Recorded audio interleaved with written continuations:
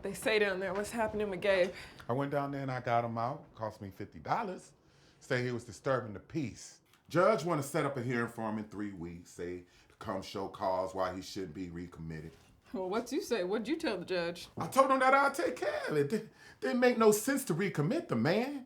He stuck out his big greasy palm and he asked me to give him $50 and take him on home. Where's he at now? Where'd he go off to?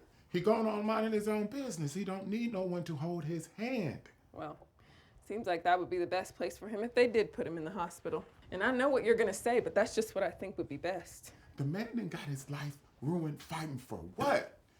They want to take and lock him away? Let him be free. He don't bother nobody. Well, everybody's got their own way of looking at it, I guess. Come on and get your lunch. I got a bowl of lima beans and some cornbread in the oven. Come on and get something to eat. You know, since I'm fretting over Gabe. Rose, got something to tell you. Well, come on, wait till I get this food on the table. Rose, I don't know how to say this. I don't know how to explain it now. It just sort of grows on you until it gets out of control. It starts off like a little bush, and then the next thing you know, it's a whole forest. Troy, what is you talking about? I'm talking, woman. Let me talk. I'm trying to find a way to tell you that I'm going to be a daddy.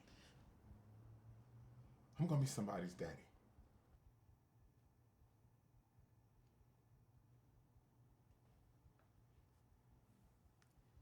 Troy, you're not telling me this.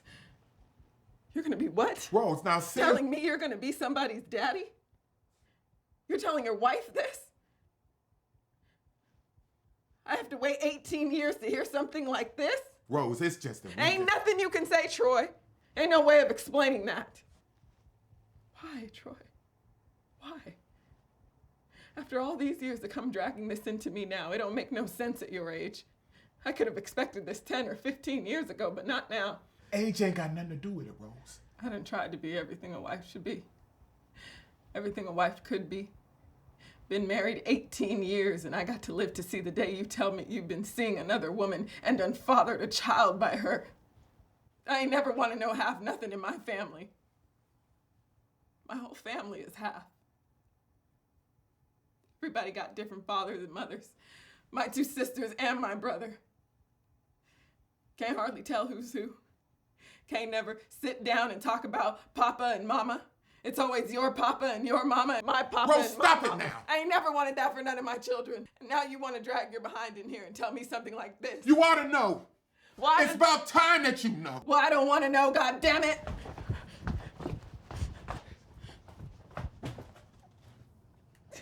I can't just make it go away. It's done now. I can't wish the circumstances of the thing away.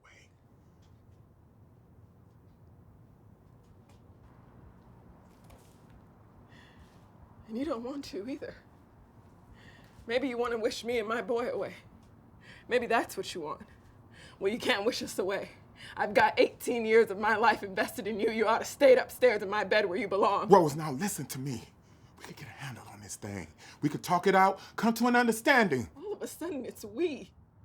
Where was we when you was down there rolling around with some godforsaken woman? We should have come to an understanding before you started making a goddamn fool of yourself. You're a day late and $1 short when it comes to an understanding with me. It's just, she gives me a different idea.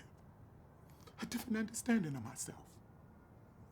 I can step out of this house and get away from the pressures and the problems.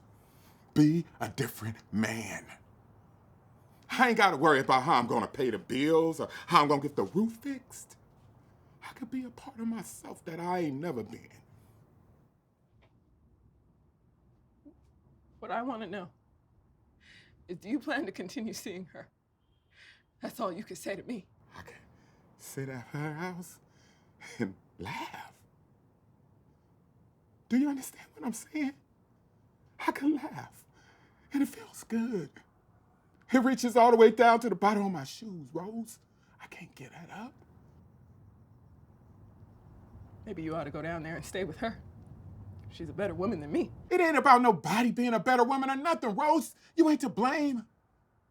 A man couldn't have asked for a woman to be a better wife than you've been. I'm responsible.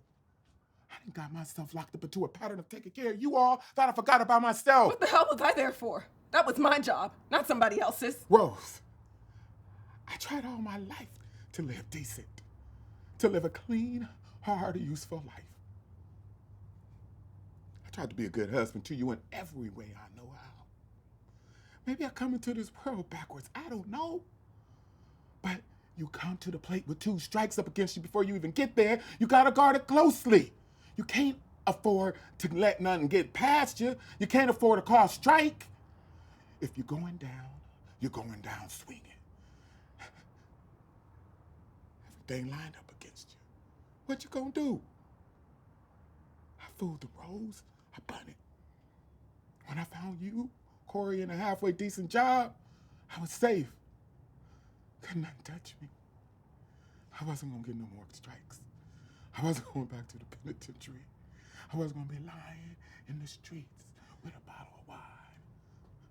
I was safe. I had me a family, a job. I wasn't gonna get no strikes. I was standing on first, waiting on them boys to bring me in, to bring me on home. I should have stayed in my bed, Troy. And then I saw that guy, and she firmed up my backbone.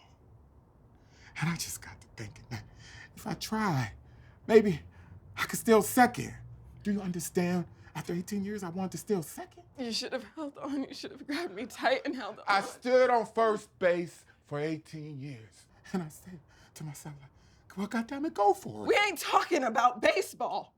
We're talking about you going off to lay in bed with another woman, then bringing it back home to me. That's what we're talking about. We ain't talking about no baseball. Rose, you ain't listening to me. I'm trying my hardest to explain to you that it ain't easy for me to say that I've been staying in the same spot for 18 years. I've been standing with you. I've been right here with you, Troy. I got a life too. I gave 18 years of my life to stand in the same spot with you. Don't you think I ever wanted other things? Don't you think I had dreams and hopes? What about my life?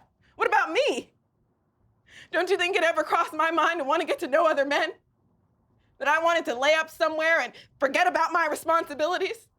That I wanted someone to make me laugh so I could feel good? You're not the only one who's got wants and needs. But I held on to you, Troy. I took all my feelings, my wants and needs, my dreams, and buried them inside you. I planted a seed and watched and prayed over it. I planted myself inside you and waited to bloom. And it didn't take me no 18 years to realize that the soil was hard and rocky and it wasn't never gonna bloom. But I held on to you, Troy. I held you tighter. You was my husband. I owed you everything I had. Every part of me I had to give. And upstairs in that room, with the darkness falling in on me, I gave everything to erase the doubt in my mind that you wasn't the finest man in the world. And that wherever you was going, I wanted to be there with you.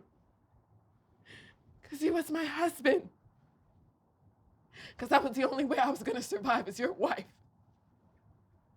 You always talking about what you give and what you don't have to give.